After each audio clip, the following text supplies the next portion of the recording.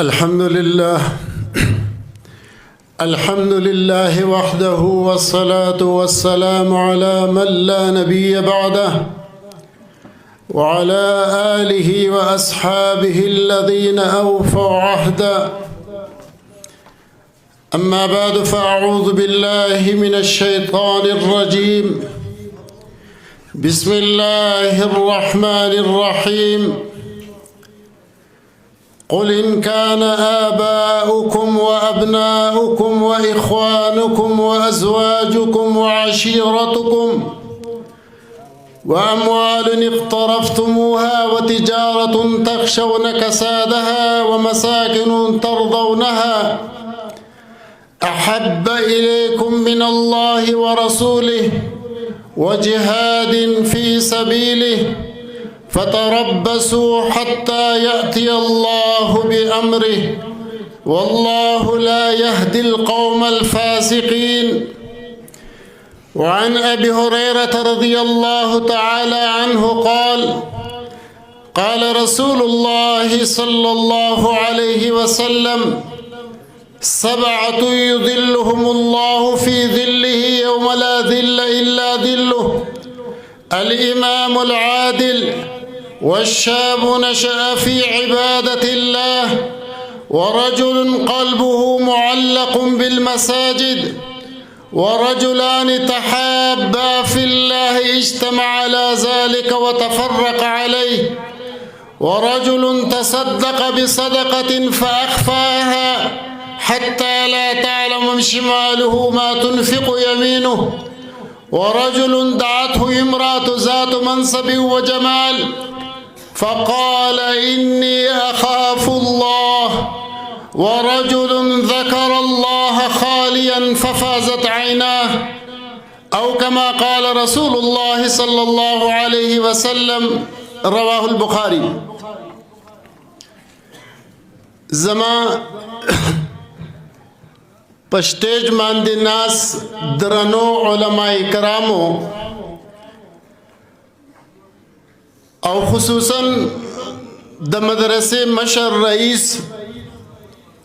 شیخ الحدیث حضرت مولانا حاجی فہیم صاحب دامت برکاتهم العالیہ وحفظهم الله، د دې سره سره د ادارې اساتذه اکرام خصوصا هغه طلبا چې هغه د یو ډېر لوی مرحلې نه رستو نن هغې ته د خوشحالۍ یوه موقع ده، هغې کې د علم استعداد پیدا شو، په یو قوت او طاقت سره به په میدان کې خپږدي، دنیا ته به د خپلو هغه وختونو چې کم وختونه دی په مدارسو کې تیر کړي او قال الله قال الرسول دوی ویلي دي او د علماو نه کم فایده دو حاصله کړې ده، ښه په دلیل سره،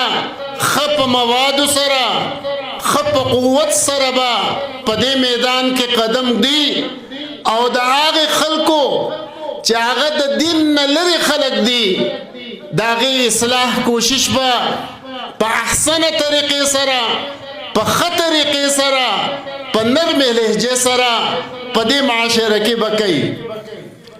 زما وروڼو، ستاسو دا خوشحالي نن ستاسو په مخونو باندې دا وجه د ایمان ده. یو الله رب العزت مونږ ته کامل ایمان نصیب کړی دی، دا د هغه یو لوی احسان دی. دویم الله رب العزت مونږ داسې یوې مجمع ته راجمع کړو چې دنیا یو معاشره کې نظام دی چې د چا کم یو شی خوښوي چې د هغې ترغیب هم ورکوي او هغې په راتلو باندې خوشحالیږي هم. زمونږ د الله او د الله د رسول قرآن علم او علم والا خوښ دی، الله تاسو هغه کسانو ته جمع کړئ.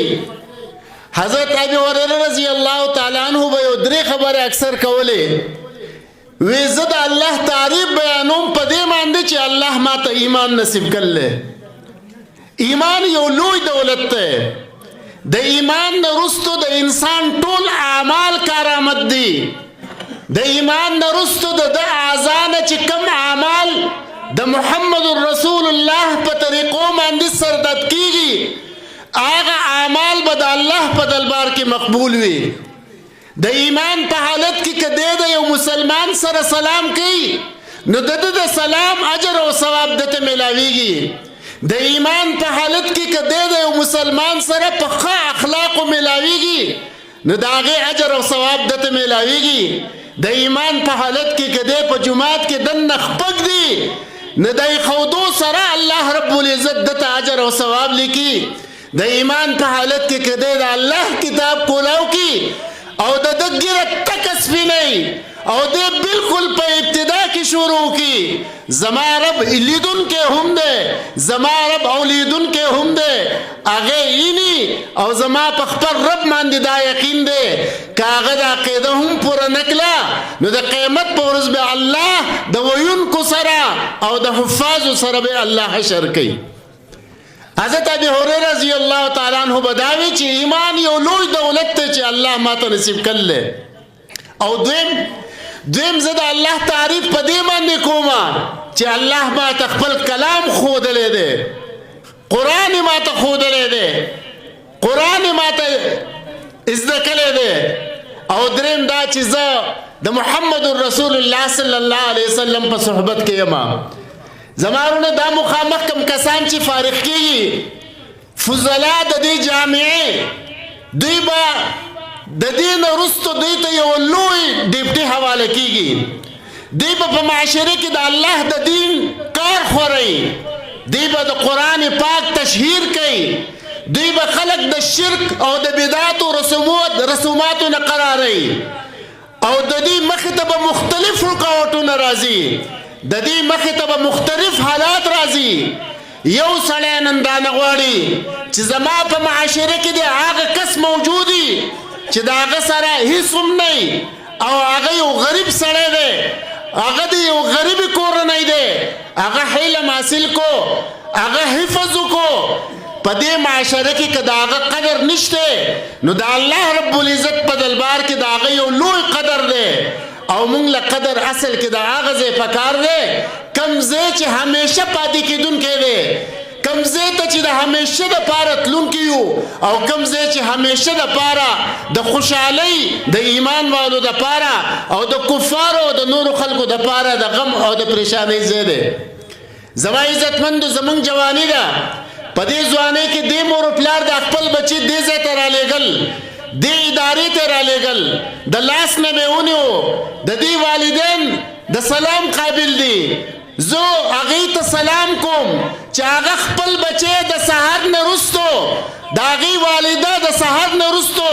هغې له ناشته تیاره کړي او صرف په دې نیت باندې چې دا یو ادارې ته یو مدرسې ته روان دی د الله د کتاب تلاوت کوي هلته قرآن زده کوي هلته فقه زده کوي هلته حدیث زده کوي هلته اصول زده کوي. دا ټول څیزونه زما عزتمندو دا د دین سره وابسته دي. زمونږ اعضا نن کارآمد دي زمونږ اعضاو کې قوت او طاقت دی ځکه زه په دې باندې فخر کوم چې زما په یو دستخط باندې دنیا ورانیږي او ما چې کم تعلیم کړی دی زه چې کم ځای ته لاړ شم هغه ځای خلک ټول ما ته پاسي زما په یو دستخط باندې خلک برتي کېږي. نو الله رب العزت فرمایي کم لاسونه چې نن تا ته په قوت او طاقت کې ښکارېږي کم سترګې چې ته په لیدو باندې فخر کې د کم یو خپو باندې پتلو باندې چې ته نن غرور کې هم دقه څیزونه وي لیکن سبا به دا د اوچتولو قابل نه وي. دقه سترګې به لیدو طاقت پتې ختم شي او دغه خپې به د تلو طاقت به ختم شي. نو بیا په هغې وخت کې به تا ته دا احساس وشي چې ما په خپله ځوانۍ کې د الله سره خپل تعلق پیدا کړی وی الله کتاب مې د خپلې سینې سره لګولی وی او زما په ځوانۍ کې زما د اعضا د خپل دین دپاره استعمال شوي وی د الله د دین دپاره استعمال شوي وی د قرآن دپاره استعمال شوي وی د مدارسو د خدمت دپاره استعمال شوي وی. زما عزتمندو دی به په دې خبره باندې انتهایی خوشحالی دی به انتهایی د کامیابۍ په حالت کې په هغه وخت کې چې د سترګې پټې شي. او دا یاد ساتئ زما رب غیرتمند دی پیغمبر صلی الله علیه وسلم به صحابو ته خبره کوله وی ای زما صحابو زه په تاسو ټولو کې غیرت والم والله اغیر منا الله زما نه غټ غیرت والا دی زما د رب کلام دی یو سړی مخې ته کیږي زما د رب کتاب دی یو سړی خپل مخې ته کیږي او د هغه مخې ته دي طلبا ناسي د هغه مخې ته دي بچي ناسي هغه دي د سحر نه واله د ماسخوتنه پورې د الله او د الله د رسول په خدمت کې خپل ژوند او خپل زندگی تیری هغه دي د سحر نه د ماښامه پورې یا د جماعت د امامتۍ ذمہ داری یا د تدریس ذمہ داری یا د کتاب او د تصنیف ذمہ داری هغه په خپل لاس کې اغستې دي نو تاسو څه وایئ چې هغه رب چې هغه د دې کائناتو مالک دی هغه رب چې هغه اسمانونو او ځمکې پیدا کړلي هغه رب چې د هغه سره کل اختیارات دي هغه رب به دا عالم یا دا قاری یا دا طالب علم هغه به د هغه بې ځایه پرېږدي هغه به هغه وږی پرېږدي هغه به هغه د کپړو نه بغیر پرېږدي نه زما رب غیرت والا دی هغه رب به دله هغه لارې کولاو کي چې کومې لارې د ده په تصور کې هم نه وي دا یاد ساتئ زما عزتمندو په اوسنۍ زمانه کې زموږ ین طبقه چې کومه ده زموږ ځوانان چې کوم دي د دې دپاره خاص زه دا یو خبره کوم چې خپله ځوانۍ کې د الله سره خپل تعلق پیدا کوي په خپله ځوانۍ کې د قرآن پاک نه ځان باخبره کوي په خپله ځوانۍ کې یاد وساتئ چې د دې مدارسو د دې علماو سره مینه او محبت پیدا کوي زما دې په خدای قسم دا دننه زړه چې کوم دی د دې باره کې رسول الله صلی الله علیه وسلم فرمایي الا ان فی الجسد لمضغه دا یو ټوکړه چې کومه ده د دې ټوکړې اثر په ټولو اعضاو باندې پرېوځي ستا د زړه ټوکړه د الله سره تعلق وو نو ستا اعضا به همیشه د هغې مطابق استعمالیږي او که ستا د زړه د ټوکړې تعلق د دنیا سره او ته امید دا کوې چې ما ته د دین حاصل شي او ته امید دا کوې چې زما بچي د عالمان شي او ته امید دا کوې چې زما بچي د قرآن حافظ شي دا نشي کېدی زما عزتمندو د مدارسو سره محبت کول د مدارسو سره مینه کول د مدارسو باندې خپل مال خرج کول دا د یو ایمان والا مومن علامت ده دی به خپل مال په دې کې خرج کوي الله رب العزت په د په مال کې برکت اچوي زموږ نه الله څه نه غواړي موږ له الله راکوي موږ له راکلي دي زمونږ حیثیت څه دننه کېدو موږ نیستو الله هغه موږ له وجود راکو وجود یې راکو او څنګه وجود یې راکو دا ته چې نن دومره فخر کوې او دا پلار او مور او د دې دا رشته داران چې ما خو په تا باندې دا کارونه کړلي ما په تا باندې دومره تعلیم کړلی نو کوم ځای وې په هغه وخت کې چې لیس له سنن تقطع نه دې غاښونه چې خوراک دې پې کولی وې ولا یدن تبتش نه دې لاسونه چې نیوه دې پې کولی وې په دې هم نه پوهېدې چې وږی شوی ماله اوبه راکوي په دې نه پوهېدې چې وږی شوی ماله پی راکوي په دې نه پوهېدې چې وږی شوی یم ناجوړ یم ماله دوایي راکوي نو الله وایي د ده محبت ما د ده د مور و پلار په زړه کې د دې حده پورې واچو فلا یرقدان حتی ترقد هغې پورې به نه وده کېدو چې څو پورې به دا ماشوم نه وده شوی ولا یاکلان حتی تاکل هغې پورې به دوی خوراک نه کاو تر څو پورې چې دوی خوراک به دې ماشوم نه وکړلی او دا زما مخې ته زمونږ په هلته کراچۍ کې یو کس راغی د هغه ماشوم ناجوړه شپه پې ډېره په تکلیف کې وتې وه سبا یې هلته کې راوسوې مولوي صاحب د دپاره دعا وکوي د دپاره دا ناجوړه دی ډېر زیات موږ ډېر زیات بېچینه یو بل ورځ باندې هغه تپوس مې دی وکړو ما څنګه حل دی وی الحمدلله د الله کرم دی ماشوم شپه ټوله شپه اوده و ما یې تاسو وی موږ به ته یخ ناسو لیکن د هغه مخونو نه ما کومه خوشحالي چې محسوس کړه چې تاسو نه یې اوده شوي ستاسو بچی اوده شوی دی نو تاسو په هغې باندې خوشحاله یئ دقه شانتې زما رب چې کله ته د هغه سره خپل تعلق پیدا کړې د هغه دین په خپلو اعضاو کې راولې خپل جسم د هغه مطابق کې زما د په خدای قسم زما رب دقه شانتې خوشحالي دا زموږ ژوند دی زما عزتمندو یو دومره کتاب دی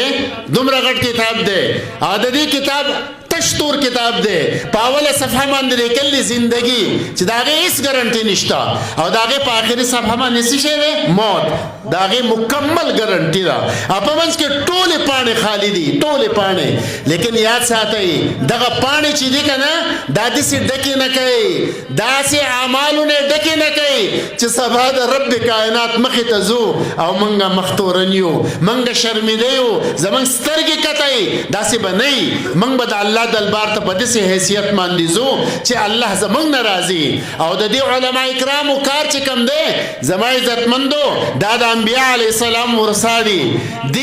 دین دا کار چې دوی کوي الله به د دوی لارې برابرۍ په خپله باندې دا ضروری نه ده چې یو عالم دی هغه جماعت کې درس کوي هغه ته دوه کسان ناست دي یو کس دی یو عالم دی هغه تدریس کوي او د هغه سره څلور کسان په درجه کې دي او یو قاري دی هغه حفظ پړاوي د هغه سره یو ماشوم دی دا سلسله د ډېره پخوانه روانه ده لیکن هغه انبیا علیه السلام چې کوم د دین کار د الله په حکم باندې خپلو قومونو ته رساوه نو که په هغې کې چا ایمان را نه وړ نو هغه انبیا ناکامه نه دي هغه قومونه ناکامه شو کوم چې د انبیا علیه السلام خبر نه ومنلې او دا رسول الله صلی الله علیه وسلم فرمایلی دي حدیث کې راځي چې عرضت علی الامم ما ته خو خدای د امتونو وخو نو ما خو داسې پیغمبر هم ولید اورې چې د هغه سره لس کسانو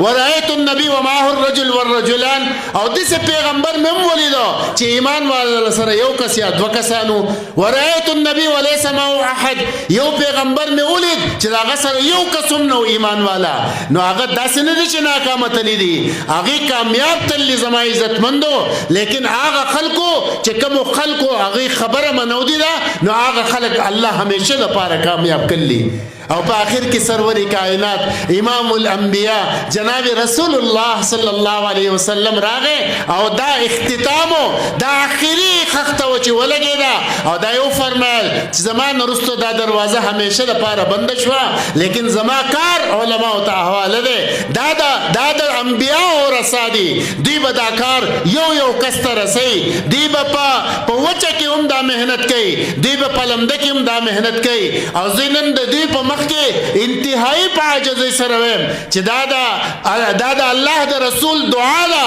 ای الله ته خوشحاله ساتې او ته سرسبز شاداب ساتې هغه سړی چې هغه زما خبره واوري او هغه محفوظه کړي یاد کړي او څنګه چې اورېدل بیا حق شانتې ورسوي نو دا کسان به خدای چېرته نه ضایع کوي الله به دوی له دا خوشحالي ورکوي الله به دوی له هر قسم نعمتونه ورکوي لیکن چې ما او تا د دې نه پاتې نه شو زما عزتمندو اوو کسانو په اوو کسانو کې یو کس ما تذکره تاسو سره وکړه والشاب نشأ فی عبادت الله هغه ځوان چې هغه خپل ځوانۍ کې د الله عبادت وکړي او د دین سره وابستګي پیدا کړي زموږ ادارې چې کومې دي زما عزتمندو دا ادارې د چا محتاج نه دي لیکن زه د دې محتاج یم د دې ادارو زه د دې مدارسو محتاج یم زه د دې علماو محتاج یم زه به خپل بچی راولم او زه به د حاجي صاحب سره او زه به د بل استاد سره کینوم هغه ته به سوال کوم چې زما د بچی نه داسې یو کس جوړ کا چې دنیا او آخرت د هغه ښایسته شي زما عزتمندو که زه د دې خیال نه ساتم نو بیا به دا کار الله په نورو خلکو باندې کیږي خو زه به ترې محرومه پاتې شم دا ادارې دا مدارس زما عزتمندو کله کله زه حاجي صاحب ته ټلیفون وکړم زه یم راشه مدرسې کار دی کراچۍ ته راشه لغونته کې څه چنده به وکړو هغه څه کار چې کم پاتې دی او د جماعت کار پاتې دی د مدرسې نور ضروریات دي د الله بندګانو لږ سوچ وکئ زموږ په کور کې 15 او شپږ کسان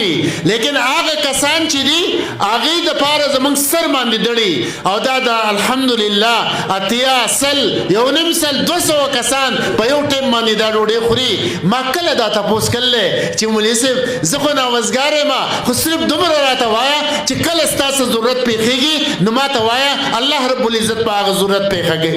پوره کوي دا به ته راځې دا به دی راځي دا به دغه یو راځي دا به بل راځي او زه به د خپل مال په دې حیثیت باندې خرج کوم چې الله رب العزت په آخرت کې د دې بدله مال راکړي. نو دا مدارس به جوړېږي هم دا به پوره کېږي هم او د دې هېڅ کمی به نه راځي. خو یاد ساتئ چې ما او تا شاته پاتې نه شو که نه د الله په دربار کې به جواب نه شو ورکولی. د دې دپاره زما عزتمندو د دې ادارو سره محبت کول د دې مدارسو سره محبت کول د دې علماو سره محبت کول او په دې کې خپل مکمل تعاون کول. مکمل تعاون نه خرابېږي د دې سره پیسې نه کمیږي د دې سره پیسې. الله به ورځ په ورځ په دې کې برکت اچوي. الله به ورځ په ورځ په دې کې اضافه کوي او الله به داسې حالات په تا باندې راولي چې ستا هغه پریشانۍ به الله په خوشحالۍ باندې بدله کړي. داسې مرضونه به وي چې د هغې مرضونو نه به دې الله وساتي او الله پاک به د صحت نصیب کړي چې کله تا خپل زړه کې دا خبره راوسته چې زه به خپل مال کې